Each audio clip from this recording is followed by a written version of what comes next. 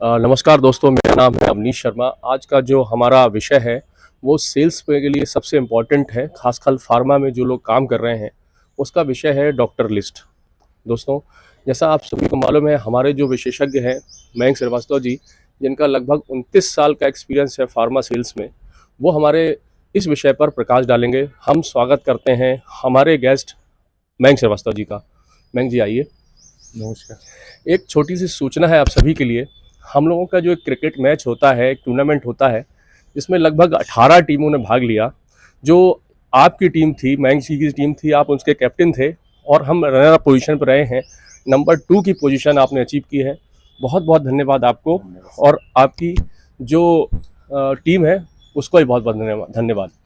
दोस्तों, आज का जैसा विषय है, जिस विषय के लिए हमने अपने विशेषज्ञों को बुलाया हुआ है, वह है डॉक्टर लिस्ट।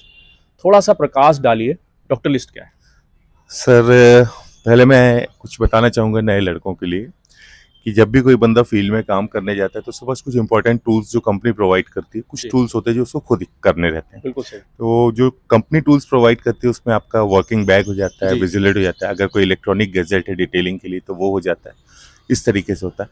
डॉक्टर लिस्ट जो है ये एक ऐसा इंपॉर्टेंट टूल है जो कि बंदे को खुद क्रिएट करना होता है। उसके लिए कंपनी उनको कुछ कैटेगरीज क्राइटेरिया वगैरह प्रोवाइड करते हैं कि ये आपकी गाइडलाइंस रहेंगे डॉक्टर लिस्ट को प्रिपेयर करने के लिए, पर करना उसको खुद ही रहता है। तो वो डॉक्टर लिस्ट जो है मेरे ख्याल से एक नए एमआर या पुराने एमआर के वर्किंग टूल्स में सबसे इंपॉर्टेंट टूल होता है जो उसको बनाने रहता है। और हम जो आज बात करेंगे, एक तो डॉक्टर लिस्ट के बारे में बात करेंगे, इसके बाद एक होती है आइडियल डॉक्टर लिस्ट। ठीक है। वो क्या होती है ये हम पहले डॉक्टर लिस्ट कैसे प्रिपेयर करना, उसके बाद उस टॉपिक पे आएंगे कि आइडियल डॉक्टर लिस्ट क्या कहलाती है। तो फिर हम उस बारे में बात करेंगे। सर से हम अभी जानना चाहते हैं, सर, जो दोनों लिस्ट आपने बताई है, एक वर्किंग लिस्ट और एक आइडियल लिस्ट, दोनों में डिफरेंस बताते हुए उसको किस तरह से बनाया जाता है उस पर प्रकाश डालिए। डॉक्टर लिस्ट तो आपको जो कंपनी गाइडलाइंस देगी उसके हिसाब से आपको प्रिपेयर करना है।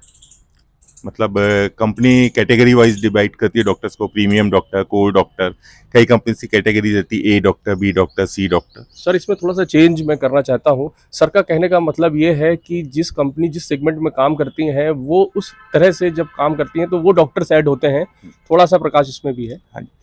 और जो आइडियल डॉक्टर लिस्ट है सर, इसके लिए मैं थोड़ा सा वेट कराऊंगा, क्योंकि जब अपन उस टॉपिक पे आएंगे और उस चीज को जब मैं क्लेरिफाई करूंगा तो बंदे को समझ में आएगी कि आइडियल डॉक्टर लिस्ट कहलाती क्या है। अगर मैंने अभी डिफरेंशिएट कर दिया तो जो थोड़ी सी क्वेरी होगी, क्यूरियोसिटी होगी, वो अभी खत्म हो जाएगी। तो अपन पहले डॉक्टर लिस्ट पे ही बात करते हैं। सर से मैं ये जानना चाहता हूँ कि एक व्यक्ति जब प्रोफेशन में आता है, या वो पुराना व्यक्ति जो किसी हेडक्वार्टर दूसरे हेडक्वार्टर में जाता है, तो वो अपने डॉक्टर्स की कैटेगरी किस तरह से डिसाइड कर सकता है? क्या वह फ्रिक्वेंसी के हिसाब से होगी कि सेगमेंट के हिसाब से? सबसे पहले जब कोई बंदा किसी फील्ड में काम करने जाता है तो उसको ये ध्यान देना है कि वो किस स्पेशलिटी में आया है। इधर वो कार्डियक स्पेशलिटी में है, न्यूरोसाइकियाट्री में, गायनी में है, ऑर्थो में, उस हिसाब से उसको अपने डॉक्टर सेलेक्ट करने हैं। जी। अच्छा, मैं नए लड़कों को एक और सलाह दूंगा, कभी भी किसी भी सीनियर से डॉक्टर लिस्ट लेके आप उसको कॉपी पेस्ट मत करिएगा। अगर आपने ये गलती करी तो आपकी डॉक्टर लिस्ट वहीं खत्म हो जाएगी बनने से पहले। जी। जब भी आप डॉक्टर लिस्ट बनाएंगे तो उसको आपको पूरे अपने सेल्फ कॉन्फिडेंस, यानी स्वविवेक जो बोलेंगे हिंदी में, उसके ऊपर बनाना है। ठीक है। अब आते हैं अपन, यदि आपकी लिस्ट में है प्रीमियम डॉक्टर है, कोर डॉक्टर, जो कंपनी कैटेगरी अलग अलग कंपनी के अलग अलग वर्ड्स रहते हैं, अपन उसको ABC 3 कैटेगरी में मान के चलते हैं। ए वो डॉक्टर जिनसे हमको ज्यादा से ज्यादा मिलना है और ज्यादा से ज्यादा बिजनेस लेके आना है। बी डॉक्टर जिनसे थोड़े कम विजिट हो सकते हैं पर बिजनेस उनसे भी लेना है। और सी डॉक्टर जो रहेंगे उनको विजिट कम रहेंगे, बिजनेस तो सबसे लेना है, वो तो कंपलसरी रहता ही है हमारी डॉक्टर लिस्ट बनाने में। तो हम आते हैं, यदि आपकी स्पेशलिटी सपोज कार्डियक, तो आप सबसे पहले जो डॉक्टर चूज करेंगे ए कैटेगरी के, वो आपके उस शहर के सारे कार्डियोलॉजिस्ट होंगे, है ना।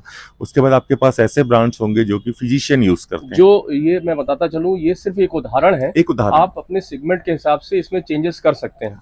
उसके बाद अपन आएंगे कि कार्डियक ब्रांच जो है वो फिजिशियन भी यूज करते हैं। जी। तो हो सकता है कि कुछ फिजिशियंस, टॉप फिजिशियन आपके शहर में उतने कार्डियक ना हो कि आपकी ए कैटेगरी में आए। सपोज आपकी डॉक्टर इस 150 डॉक्टर्स की, उसमें से कंपनी ने बोला 30 डॉक्टर्स आपके ए कैटेगरी रहेंगे, 50 डॉक्टर आपके बी कैटेगरी रहेंगे और 40 डॉक्टर आपके सी कैटेगरी रहेंगे। तो ए कैटेगरी में तो आपके सारे कार्डियोलॉजिस्ट आएंगे ही आएंगे। हो सकता है आपके शहर में कम कार्डियोलॉजिस्ट हों, 10 हों, 12 हों, तो फिर उसमें आप जोड़ेंगे टॉप फिजिशियंस जो आपके मॉलिक्यूल्स यूज करते हैं जी।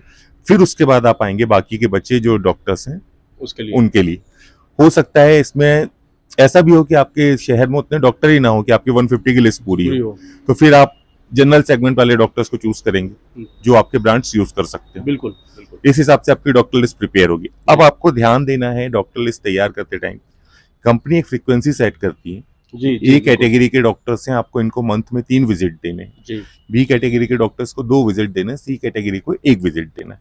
तो आप जब ये लिस्ट बनाएं, हो सकता है आपके शहर में कुछ डॉक्टर्स का रिस्ट्रिक्शन हो कि 1 इन अ मंथ ही मिलना है या 2 इन अ मंथ ही मिलना है, तो ये लिस्ट बनाते समय उस फ्रीक्वेंसी को भी ध्यान में रखें कि डॉक्टर आपको कितने बार कॉल दे रहे हैं जी। इसका ये मतलब बिल्कुल भी नहीं है कि यदि कोई टॉप का कार्डियोलॉजिस्ट है और उसका 1 इन अ मंथ है तो आप उसको सी कैटेगरी में डाल दें कि मेरे को तो एक ही बार मिलना है। आपको उसका कोशिश ये करनी है कि एक बार तो आप प्रॉपर कॉल करेंगे, बाकी 2 बार अन्य तरीकों से भी कॉल होते हैं जिसमें अपन रिमाइंडर देने जाते हैं या किसी तरीके से, तो उस तरीके से आपको कॉल करना ही पड़ेगा जी। कई बार अपॉइंटमेंट लेना पड़ता है, सपोज आपका कोई सुपीरियर आ गया तो आप अपॉइंटमेंट लेके भी कॉल करेंगे, तो उस तरीके से आपको तैयार करना।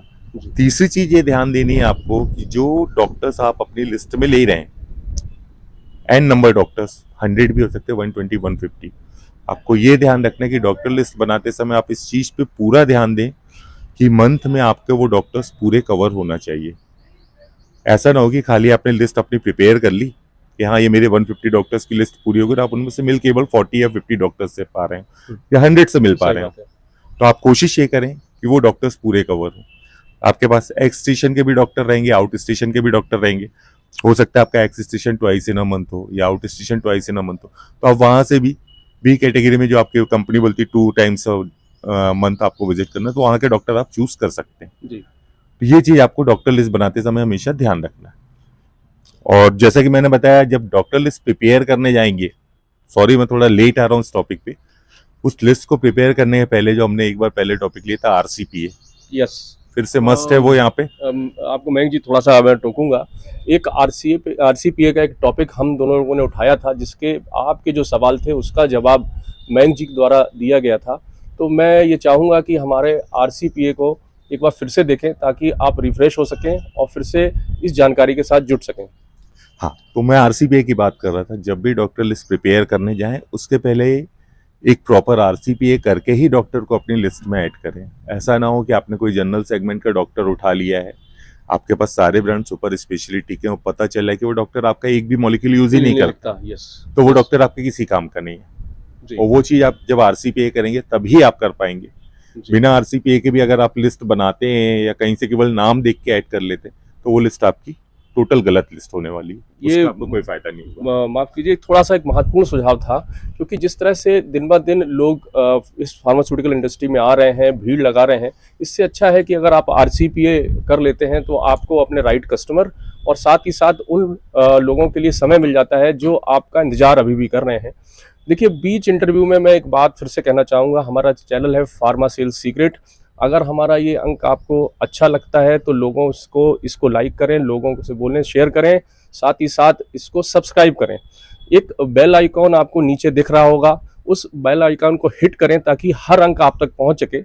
और इसके पहले हम इस अंक को आगे ले जाएं, सर के एक सीक्रेट हमको बताएं, उसके पहले मैं आपको एक सीक्रेट बताना चाहता हूँ। लिस्ट सिर्फ मेडिकल रैप की नहीं होती, मैनेजर्स की भी होती है। मैनेजर्स की लिस्ट इस तरह से होती है, जितने भी मेडिकल रैप्स आपके होते हैं उन डॉक्टर्स को में से 20 या 30 डॉक्टर्स आप पिक कर लीजिए, हर बार उसी पे विजिट कीजिए। रेंडमली आप कॉल कर सकते हैं उनकी 150 डॉक्टर्स में से, लेकिन आपकी भी फोकस डॉक्टर लिस्ट होनी ही चाहिए। अगर किसी हेडक्वार्टर में आपके 2 व्यक्ति काम कर रहे हैं, 2 कलीग हैं, तो उन दोनों की इंडिविजुअल जो है लिस्ट में से आपके पास 20 या 30 डॉक्टर, जैसा आप चाहें, जिस सेगमेंट्स के हिसाब से चाहें, होने चाहिए। अब पुनः वापस चलते हैं अपने आदरणीय मयंक जी के पास और उनसे कुछ सवालों का जवाब लेंगे। सबसे पहले मैं ये लेना चाहता हूँ कि मयंक जी की किस तरह से जो लिस्ट है, अगर कोई व्यक्ति छोड़ करके दूसरी कंपनी ज्वाइन करता है तो क्या वो अपनी लिस्ट को कंटिन्यू करे या जिस कंपनी में जाए तो उसको मिला करके अपनी लिस्ट बनाए, और वो किस तरह से होगा? सर, इस पे मैं ये बताना चाहूंगा कि कई बार होता है, अगर सिंगल बंदे का हेडक्वार्टर है तब तो आपको पूरी लिस्ट बनी बनाई मिलती है। आप किसी कंपनी को छोड़ के गए, उस कंपनी में आप अपनी लिस्ट टैली करेंगे। अब हो सकता है आपके पुरानी कंपनी में कुछ कस्टमर्स ऐसे हों जो कि केवल आपके रिलेशन पे लिख रहे हो। तो सबसे पहले तो उस लिस्ट में जो डॉक्टर्स आपको समझ में आता है कि नहीं ये नॉन प्रिस्क्राइबिंग है या मैं कंटिन्यू कंपनी में इस पे काम हुआ लेकिन कोई रिजल्ट नहीं है, आप उनको रिमूव करके अपने जो पुराने रिलेशन वाले डॉक्टर्स हैं उनको ऐड करेंगे, क्योंकि वो आपके की कस्टमर्स होंगे जो आपको सबसे स्टार्टिंग में बिजनेस देना चालू करेंगे।